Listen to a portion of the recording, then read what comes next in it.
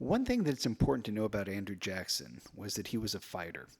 This is a guy who enjoyed fighting, just flat out fist fights, duels, you name it, anything.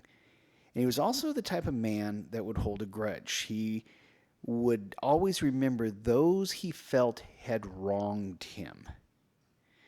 And what I said before, that he had pretty much decided that it would not be the last time you heard the name Jackson, that was going to come true in 1828. 4 years into the administration of John Quincy Adams, it's time for another presidential election. Now, John Quincy Adams is going to run for re-election, but he's going up against Andrew Jackson.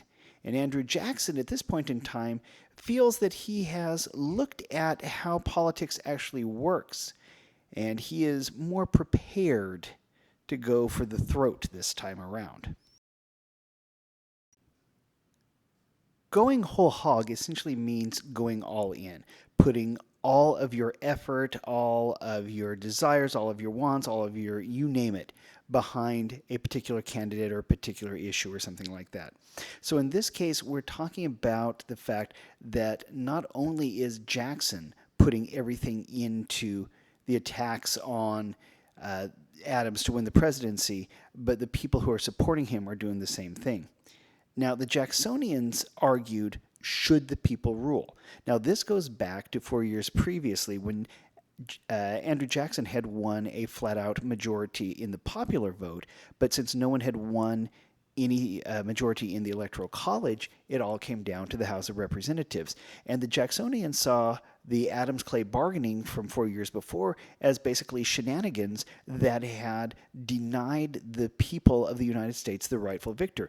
You see, it wasn't just that Jackson himself had been wronged as a result of all this, but the American people had been wronged as well. And so as a result, they had really harbored this resentment for the last 4 years and were now trying to come back to right the wrongs that they felt had been thrust upon them in 1824. And they were able to turn public opinion against an honest and honorable president. Now remember, we said that John Quincy Adams had sort of a puritanical honor about him. I mean, this was a guy who was honest. He was a man of honor.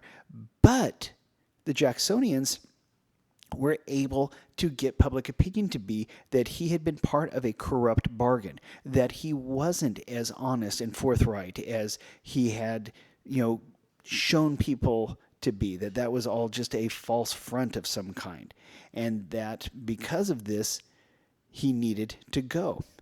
But it wasn't just Jackson's people that were hitting below the belt. Now, we have seen before that we have had some very dirty campaigns in American history.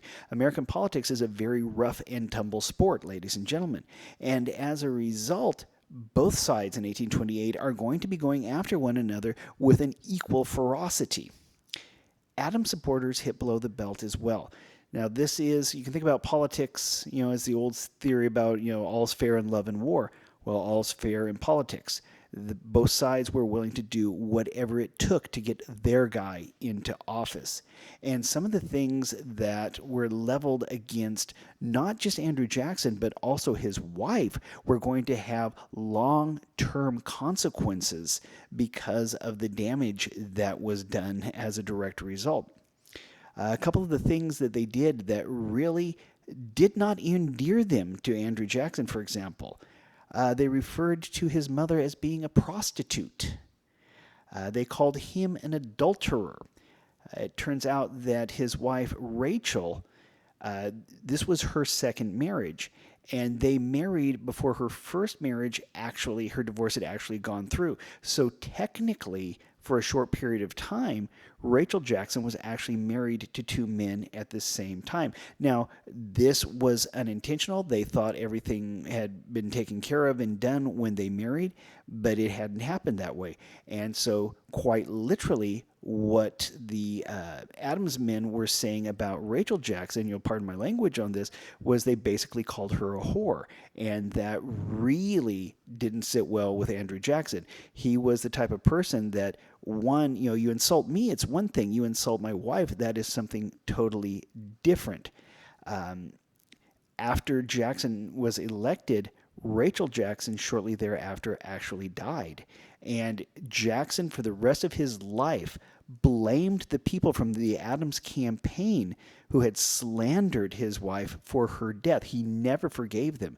This was one of those situations where he held that resentment. If you thought he was upset about the corrupt bargain of 1824, you should have seen the resentment and the anger he had over the men who had referred to his wife in such a way. These type of things were going on back and forth, but this was an example of how the Adams campaign actually went after him. Now, this was not something that John Adams personally had said or done, but it was those campaigning for him had done this. So that might be a splitting of hairs, or it may be something that had happened without Adams' permission, and then once the cat was out of the bag, it was you couldn't stop anything. But at the same time, if you think politics can be dirty now, it's got nothing on the early 1800s.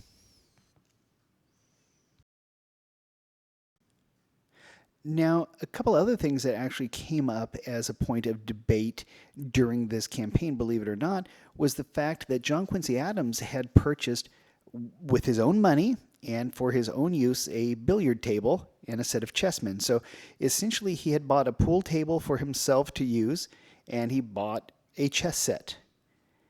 He had used his own money. He had done absolutely nothing that would actually cause any kind of grief for the government or anything like that. But the Jacksonians seized on this. They criticized Adams. They said that he was incessantly spending money, that he was going through and he was wasting, this, that, and the other, that he was going to, be that type of president and whatnot. Now, again, this is something that doesn't really seem to be that huge an issue, but it was something that had an effect back then. It did work. Any presidential election is going to be very difficult to know what exactly will end up being an important thing and what won't be an important thing. We have the ability with the election of 1828 to look back with hindsight and know what was going to be a big deal and what wasn't a big deal. But it's hard to know at that point in time. The Jacksonians were able to find an issue upon which they could cast some shadow of doubt on John Quincy Adams, and they were quite willing to do so.